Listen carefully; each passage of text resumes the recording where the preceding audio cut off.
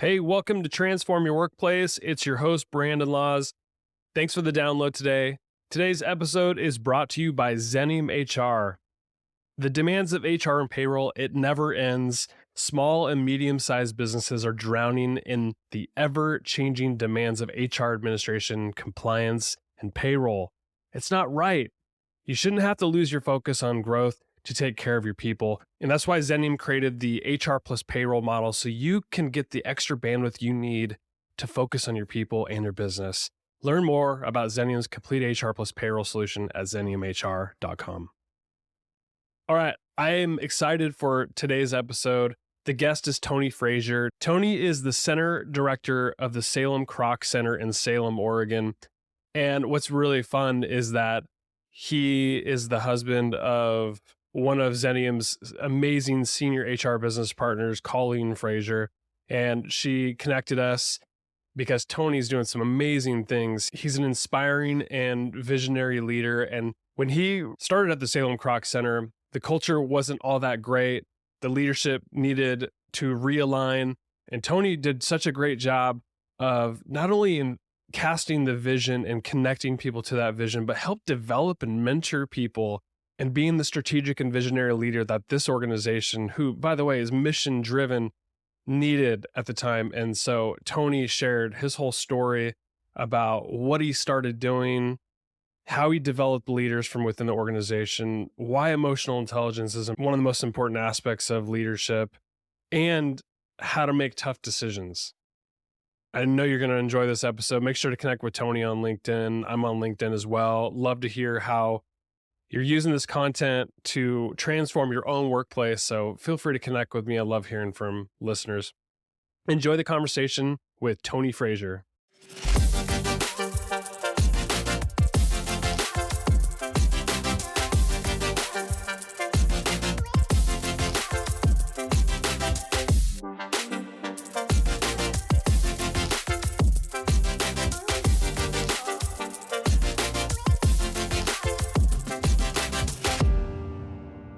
Tony, it is a pleasure to have you on Transform Your Workplace. Thanks for coming on the podcast. Great to be here. Thank you. So for listeners who are tuning in today, Tony is the husband of Colleen, who is an amazing senior HR business partner on the Xenium team. And so I've known Colleen for a long time, and people were like, you need to interview Tony. He's super connected in the business world and does some really awesome things. So I'm excited to have you on today. Thanks for coming on. Oh, cool. Thanks. So you're the executive director at the Croc Center. Why don't you give me, I already know what you do, but maybe for listeners, give us an overview of your role and what the Croc Center also does. Yeah. So I'm the center director here at the Salem Kroc Center. So it's a 95,000 square foot community center. We have 2 swimming pools, a 30-foot rock climbing wall, workout equipment, and a gym. And then we have an entire space that's events and catering. And so we do a lot of various programming. I mean, obviously we're open to the community for working out and things like that, but we do children's programming and by way of camps. In fact, we got spring break camps starting at the end of this week and running through next week.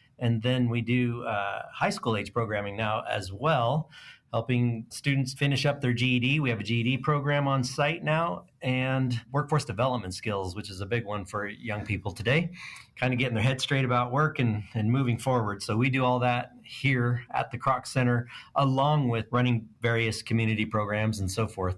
So yeah, my job really actually is to keep the machine oiled, build the team, foster a good culture within that team. And then once you have your team built right, man, you can almost do anything. So I love my people. Yeah. Yeah, I'm excited to get into that. You've been at the Croc Center, you said 5 years, I think? 5 years. Yeah. And so being that you're a very mission-driven organization, wouldn't you say? Oh, yeah. Yeah. So when you first came in 5 years ago, what was the culture like at that time? Not great. Culture is predicated on leadership, right? I think most people would agree. When I got here, it wasn't great. And so under that kind of a situation, people tend to communicate less. They're a little more locked down. Things are very siloed. And I could feel it. It was palpable coming into the organization and trying to get my head around what had been going on. And I started figuring that out fairly quick and then realized man, I'm going to have to build some trust here because these people have been a little beat up. And so, they're sheepishly coming out of the woodwork as I'm trying to encourage that. And it was interesting, very exciting times there for a while. I had to make some, adjustments along the way. And again, that's part of putting that right team together. But it wasn't great initially. Being that you're a mission-driven organization and you're there to serve the community and the kids, ultimately, do you think like having a culture that's not so great as you describe it, siloed, do you think that impacts your ability to serve? Me personally? No, the team, like to fulfill the mission. Oh, serve the community. Yeah. Oh, absolutely. Yes. In fact, it's interesting you asked that question. Early on, we were sitting around the ops table for our operations meeting, and I told the crew, things were starting to get a little better. I was starting to build some trust. But I told everyone that day, I said, I'm going to go out in this community and I'm going to find some resources and I'm going to bring them back here and put them on this table. And you all are going to have to figure out what to do with them. And right now, we're not quite ready for that. We have to learn how to communicate better, work together better throughout the facility and so forth before we add something like that to the table. And they all understood it. At that point, that was probably at only the 2 or 3 month mark, probably. But they could feel it is the thing. And they understood what I was saying. And I literally meant it. Like I could not have walked out the door and found $500,000 and brought it back at that point because we weren't ready to handle it yet from a culture perspective, from an ability for departments to work well together and figure things out and make adjustments on the fly and so on. And I think at that point they understood it. And then later on, I was able to bring some pretty significant resources, and we'll probably get to that here. Yeah. And I'm thinking like, because you were so siloed and then you had that conversation of, I think bringing people together is often really hard when it's been fragmented the way it was. It's certainly a lot of work, and it was probably not just one conversation that allowed you to bring people together to start building trust. What specific strategies did you start to create that fostered collaboration? Yeah, one-on-one meetings, really. A lot of one-on-ones throughout the building, and not just with my direct management team, but even a level below that, sometimes even below that. I'm a walk the floor kind of a leader, and so I'll even try to get to know a lot of our frontline staff as I bump into them as I move around the building. Again, big building, right? So I don't get to know everybody, but I try. And so that initially it's building relationships. And that's where trust can start to form. And then I went and got certified to teach a program called Outward Mindset. It's a program that's used nationally and internationally, a leadership kind of a program that teaches people how to see people as opposed to seeing them as an object. So if you're in my way and I'm just trying to use you, you're more of an object to me, a means to an end. Versus if I actually see you as a person, I'm less inclined to talk bad about you behind your back. I'm less inclined to not help you when you need help and so forth. And so that was about the 6-month mark. I started teaching that in groups of about 20 to all the staff. That was mixed groups of staff, which I really enjoyed because then that helped me get to know more staff. But that was probably the number 2 big takeaway, is kind of helping people have a language to communicate things like frustrations and tough conversations and so on. But it gave us a way, an outlet, I guess you could say, to work together better through that process. So relationship building, and then that tool mostly.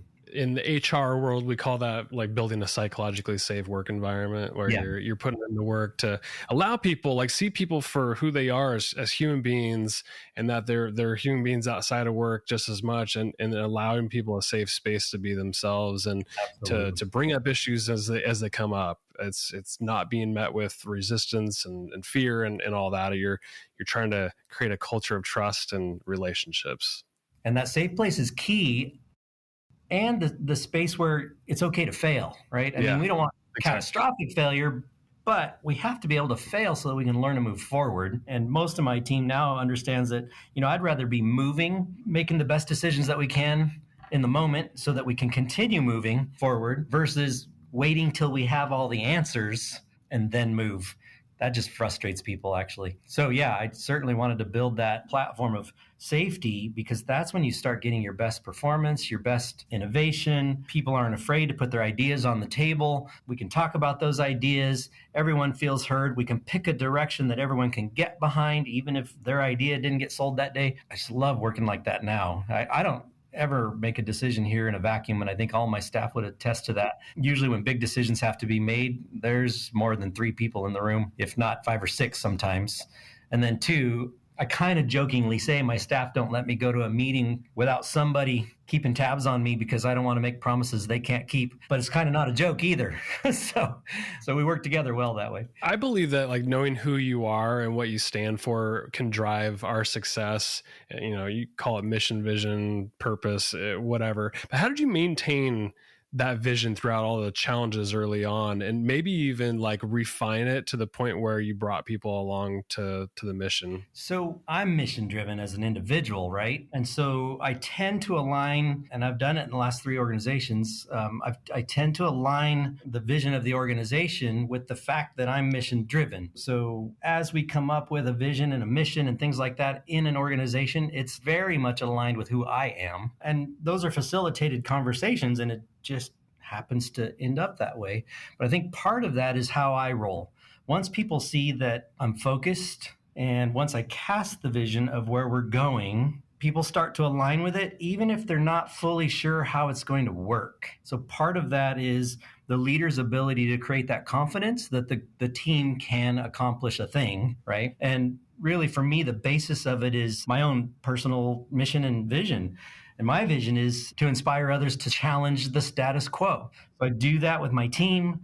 I can do that in front of a group of youth. In fact, I try to do it anytime somebody hands me a microphone, right? Try to get people to think about how can they change their life for the better, and every day should be an improvement. And then my mission is building transformational space with like-minded individuals. So I share that with my team early on in terms of just who am I? And then over time, they start to see that, that works for him. When I go to find those like-minded individuals to start a youth program or build a GED center or whatever, they tend to appear, right? Part of what I tell my team is when the vision is big enough, the resources will find it. And they've been able to see that now many times play out. And so then that confidence and that trust continues to solidify under that. So who I am and the fact that I've got that dialed into that extent really drives everything I do, which builds confidence in the team. And then the team looks at the things we're going to do. And even if they feel like a stretch, they're ready to get behind it. And then they do amazing stuff. It's unbelievable what we've been able to accomplish. I love what you said there. In fact, you're like reading my mind, because I'd written that down from the first time you and I talked, and you'd said, if the vision is big enough, the resources will find it. And I think that's so profound. And what that tells me is that you're having to probably constantly reinforce that vision for the organization and your own personal vision as well. And I'm sure over time, it's going to either align the people that see the world the way you do and align with the mission of the organization, and then it repels the rest, whether that means they leave or they don't want to donate or however you get funded. But it also works in the opposite way, right? So like if you share your vision of helping the youth and what you want to do in the community, I'm sure the resources found their way. And maybe you have an example of that. Oh, yeah. Coming out of COVID, we hadn't yet done high school age programming, and that's kind of my happy place. I particularly like serving kids that are hard to serve, or kids, your typical kids that mainstream education doesn't work for them. They've dropped out of high school. They don't know what to do with themselves, proverbially playing video games on their parents' couch in the basement kind of kids, right? And my goal is to re-engage those kids. And so what I knew as we went into COVID, I knew there was going to be funding coming to help youth because they canceled school. And I'm like, canceling school is going to create major problems. And politicians are really great at creating problems they later have to solve somehow. And so I just knew that there was going to be funding for that. And so here's the thing. We got shut down during COVID, right? And that's like turning off a switch. But turning this thing back on is like starting a locomotive. Like we were struggling to find staff, and my managers were on the floor filling in for staff so we could keep the building open. And it was tough. I had several managers burning the candle at both ends. And so here comes crazy me sitting down at the ops table saying, hey guys, we're going to start some youth programming while everybody's burning the candle at both ends. So I said to the crew, I totally get where we're at right now. And we have 2 choices. One, we can not align ourselves for this funding that I know is coming, and then kind of miss the boat, and maybe we'll be able to catch it later. Or we can start aligning ourselves right now to get in front of it. And if we do really good at spending the funds, a lot of times they'll give us more to continue our work. And so everybody was on board with, no, we got to align now and move forward. And so the funding started coming in. We got the first round of 150,000, then we got 350,000, and we were cranking up our youth work, our high school age youth programming. And here's what was funny. We got a call. So that funding came through the school district. I got a call from the district one day, several months into this, and they said, hey, can we re-up the same grant that we just gave you non-competitively? So in other words, they're just going to double our money and we just have to say yes. And Wow. so I was like, yep, let's do it. So that was the funding. Really, that significant round of funding that really got our youth programs started was the funding I was talking about 3 months into my staff when I said, I'm going to go find resources and I'm going to bring them back and you're going to have to figure out what to do with it. It happened. It came in. And I said, and if we're good at spending, they'll probably give us more, which they did. Makes perfect sense. I don't know what to attribute that to, right? It's your energy, it's your vibe. Some people might say, you put it out in the universe and it comes back to you. If you're a person of faith, you could say that God is in control of these things, right? If you're a person of goodwill, there's a force that's bigger than yourself out there doing something, right? And stuff just happens. But you have to cast a vision and people need to get behind it. Absolutely. You said something to me when we first talked that I wrote down, and I wanted to get you to unpack it for me and for the listeners. But you said manage systems and lead people. I mean, that's a great philosophy. Maybe share your vision for what that means inside of your organization. Sure. So nobody wants to be managed, but everybody wants to be led, right? I'd rather you lead me than you coached. Yep. I'd rather you lead me than you try to manage me. And so from that standpoint, as I look at things, here's a good example. When somebody gets promoted, and this happens a lot in my building, well, often, I shouldn't say a lot, where you got peers working together. And now one of them becomes a lead who now has some authority over the peers they were just working with, right? We have to be careful to teach them how to become a leader, because the tendency in that context is to turn around and manage, meaning micromanage. And the reason is I'm really good at that, which is why I got the promotion, but it's all I know. So I'm going to go back and just get in everyone's weeds about it, right? But what if we taught that individual how to be a leader? And one of the mantras we have around here is don't hold people accountable, develop accountable people. And so what I teach my managers is if you can develop your teams as accountable people, your job gets easier. You don't have to chase that kid around the building on the phone, trying to get them to put their phone down to do their job and so on, if you can help them become accountable to their work, right? And people get that. My managers get that. It's an ongoing process, obviously. Kids bring various challenges to the table. Kids, I mean, these are really young adults, but I hire a lot of them here. So we get tested from all sides all the time with this stuff. But yeah, so that's where that lead versus management comes into play. I'm trying to build more leaders. Yes, we have to manage things at a level. But one of the ways I try to get my people to lead is by telling them to delegate everything they don't have to do themselves. So with a young leader, it can be difficult because the young leader feels like they're handing off the dirty work, when really what they're doing is they're giving someone else an opportunity to learn and grow, right? For leaders with a little bit more experience, they forget they can delegate. And so part of how I get at this is the concept of the whirlwind. I talk about that, and the whirlwind is very jealous. The whirlwind of your day job, it really wants 100% of your time and attention. And so I teach my managers this, and I tell them, I'm jealous. I want 20% of your time, your brain power, so to speak, so that we can figure out where we're going next. And if you let the whirlwind take 100% of your time, it's harder for me to pull you in to be a part of that conversation, right? Where we're going, what we're doing, how we're innovating, and so on. And so that's another one of the kind of the tools that I use to help people think about how my managers, especially, how they're utilizing their time and how they're delegating so that we can grow other leaders within the facility. As you're talking, something just like totally came into my head about me growing up, and some of my best like coaches and leaders. I played 3 sports in high school, and some of the best coaches I ever had, before we'd even start practice, they would put out a set of agreements and say, here's what we're all going to agree to. Do you want to sign it or not? And what that kind of taught me and teammates that I've had is like, we can hold each other accountable. We need to be developed as leaders without even having a title. Maybe we're not a captain. Maybe we're not the coach. but we can all lead and hold each other accountable. And it gives us permission to do that because we all share the same agreements.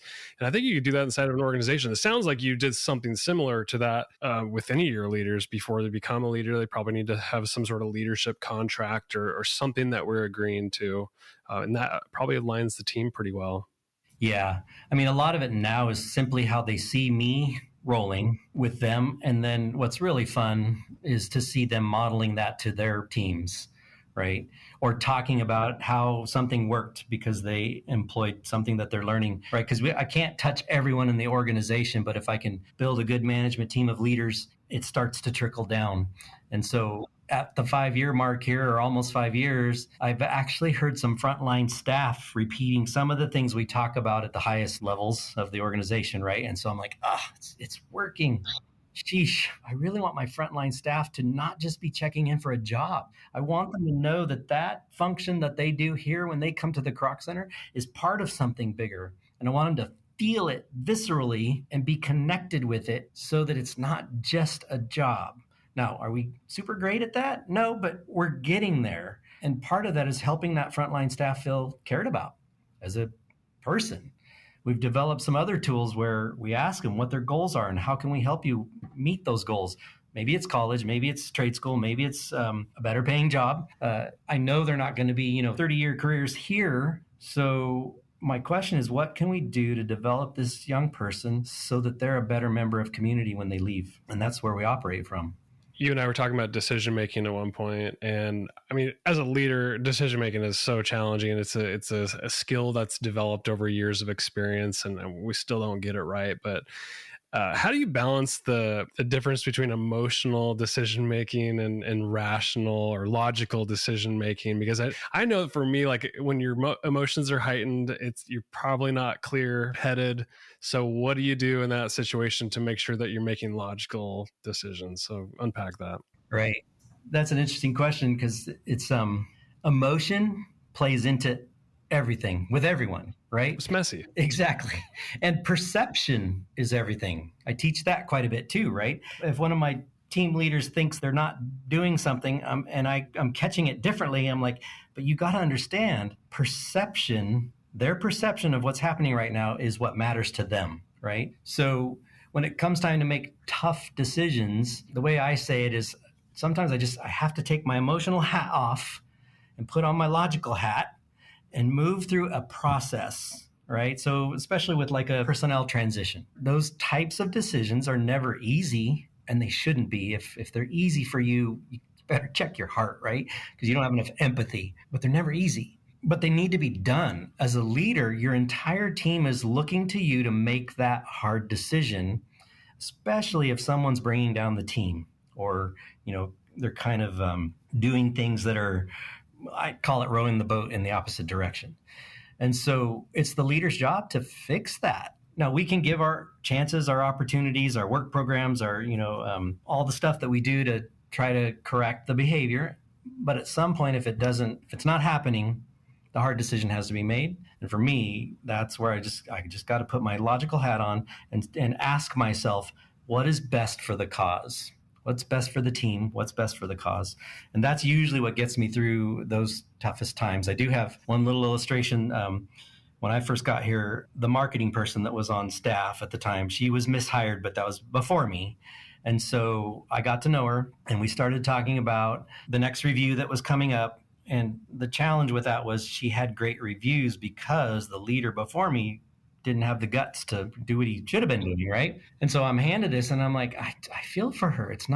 This wasn't right. It's not fair to her. Anyway, we had hours and hours of conversations around the thing. She was trying to come along, and she just didn't have the skill set really, but hours and hours of conversation. And then finally one day she said, I'm going to start looking for work. And I said, okay, I can write you a letter, and here's the 3 things I will write about. And she was really good at these 3 things. And I said, so I will focus my letter on these things and give you a letter of support.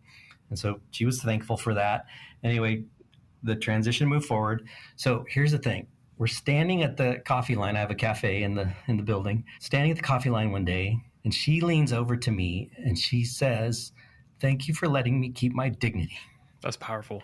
Yeah. Honest too. Like Yeah. that was a gift that you gave her that she didn't have in her previous leader. Yeah, exactly. So, I mean, again, tough decisions, but at the same time, one way we can look at that is we're freeing someone to go be great where they can be great. If we don't make the hard decisions, we're just making it tough on everybody, including the person we should be making the hard decision about. Yeah. Well, like it's a great example. And thank you for sharing that. How do you go about, because I think this is the most challenging thing about like when somebody becomes a new leader and they don't have that kind of experience or yet, or they weren't taught it.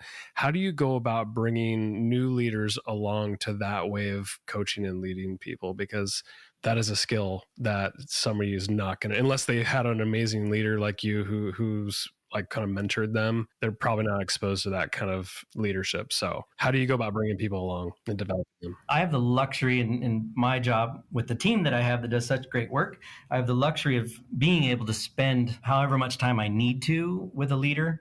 And then I also pay attention to coaching in the moment. So if I see something kind of go down a little bit funky, I can follow up fairly quickly and say, I saw this go this way. A few thoughts for maybe next time, and then I'll give some examples. And that real-time coaching, I think, helps a lot, especially with a new leader. And then also, I invite new leaders to participate with me in different contexts, meetings, different things, so they can see how I maybe roll a tense situation or navigate through something that's a little hairy, so that they can begin to understand how it can be done. Because a lot of this is simply words and actions. It's how you say something, and it's your body language when you say it, right? And I've literally had managers go a little wonky in my ops meetings, and I'm like, oh man, I totally would have rolled that different, because they shut everyone down then and there's no open conversation, right? And so I'll follow up on those right after the fact as quickly as I can. Look, when you do that in a setting like that, it actually diminishes your leadership value. If you do it this way, it could actually grow your leadership value.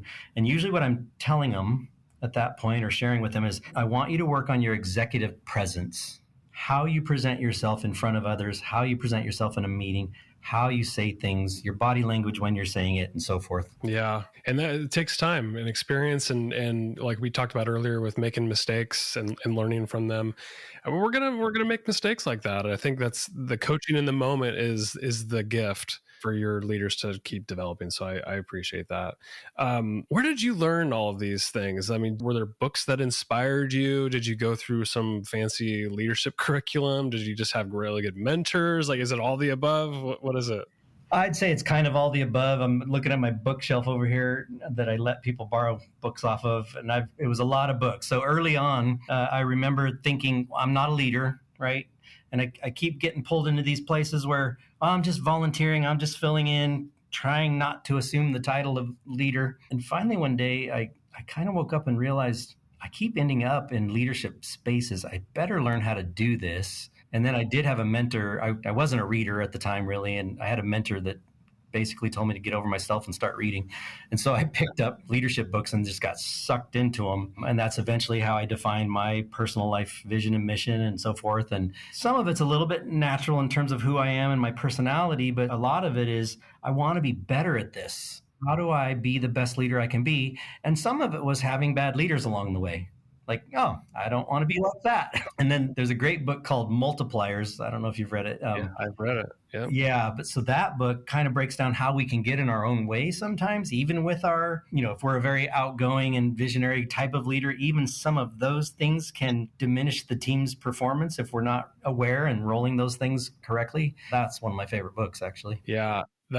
Similar to you, I had a mentor early on, probably when I was in my early 20s, because I was, you get burned out in college, like reading textbooks, and then I stopped kind of reading. But I had a mentor who was like, you need to start reading. By the way, here's like 3 or 4 books. And I remember I read How to Win Friends and Influence People. As like old as that book is and elementary in some respects, it is the foundational piece for how to interact with people. I recommend that one to any young person or any like aspiring leader to read. That one, The Speed of Trust, was another one I read right when I got into the corporate world. That's Stephen M.R. Covey. I think it's the son of the late Stephen Covey. And that one was like, it's really simple. You probably don't need to read it now, but it's like when we can build trust in our relationships things are done so much faster. Business is a lot easier. Teams work in harmony, like, not in silos. And so those are pretty foundational books for me early on, at least. And I'm an avid reader, so there's tons of others, but I always like to hear that people like yourself read. I can't stress it enough. Right. Well, and just the power of that in a person as you move through life too, right? One of the other leaders in the community has a favorite quote that I love. She said, "It's easier to convince the right person to do a job than it is to convince the wrong person that the job can be done." And I'm like, oh, that's beautiful, right? So as leaders, we're trying to find the right people. And sometimes the right person isn't part of the mix, and you're like, oh, you can feel it. It's like, nope, they're not rowing the boat in the same direction. Yeah. Again, that's why it probably comes back to where we started the conversation, which is like, you got to talk about your vision and bring people along, continue to reinforce it, because it will either bring people along or it will get them to choose to opt out. And that's all we can ask for. It's the best gift we can have, is to make sure that everybody's in alignment. Well, over the years that you've been at the Croc Center, it's been 5 years now. What do you say are the most challenging moments you've ever had as a leader? Oh, let's see. Most challenging moments. It's frankly, it's dealing with upper level management, right? So managing up bureaucracy of the thing, right? Because I want to move at a super fast pace, and that bureaucratic process slows me down, and so I have to, and I can't always lament that to my team, right? Because I'm trying to buffer them from some of that. And so that becomes kind of a challenge in, gosh, I want to move this thing and I want to encourage them that, hey, we're going to do this, but then I got to wait for answers. And so there's that delicate balance. And one of the ways I've found, at least here in this role, to overcome that is just slow down.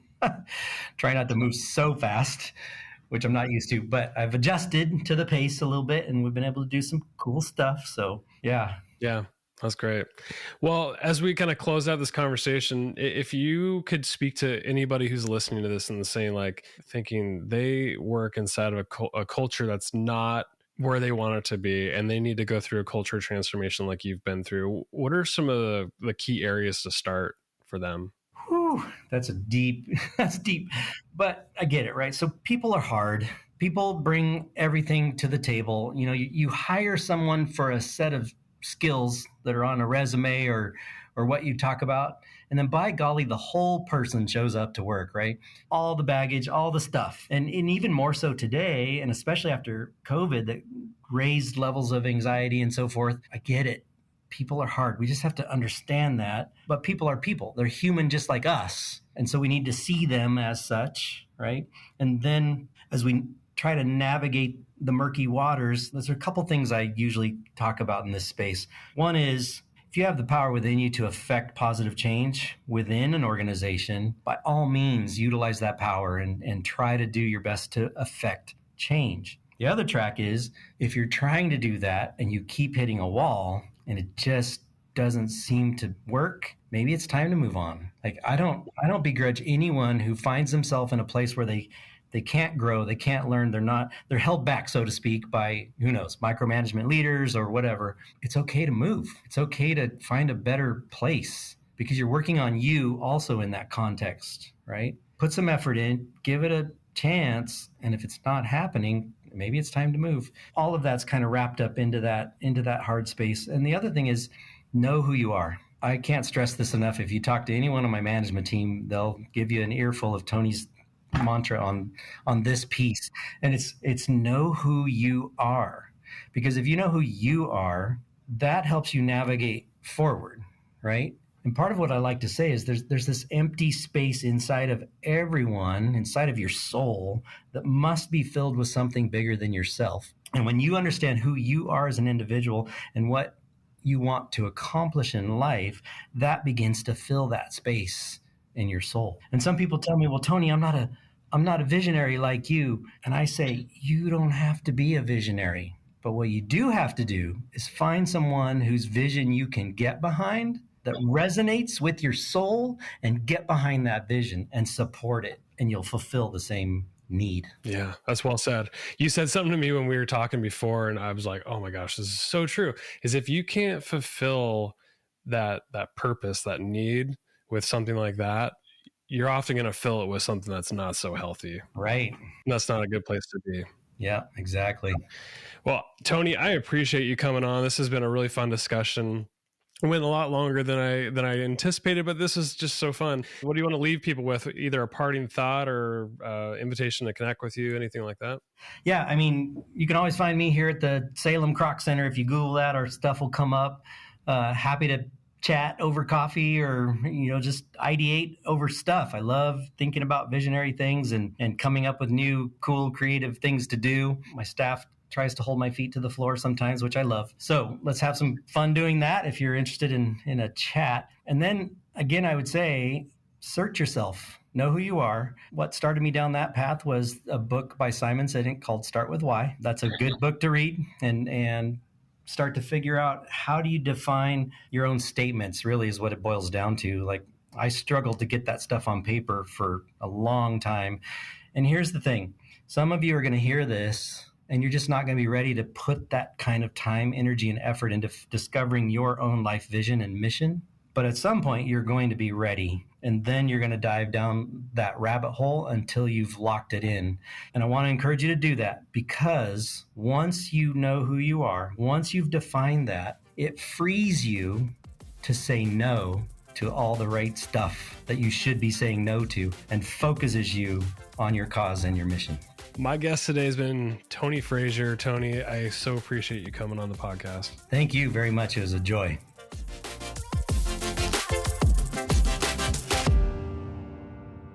Hey, thanks so much for tuning in for today's episode of Transform Your Workplace. The content on this show is strictly for general information and educational purposes only, so that you can go transform your workplace in a positive way. The views, thoughts, and opinions expressed on the show are the guest's own and don't represent the views, thoughts, and opinions of either Zenium HR, the sponsor of the show, or me, the host, Brandon Laws. Additionally, Zenium HR or myself, Brandon Laws, doesn't endorse any guest, their business, or any organization they represent, so discretion is advised. We encourage you to work with a trusted advisor to find a custom approach that fits your organization's needs. Thanks for tuning in to today's episode.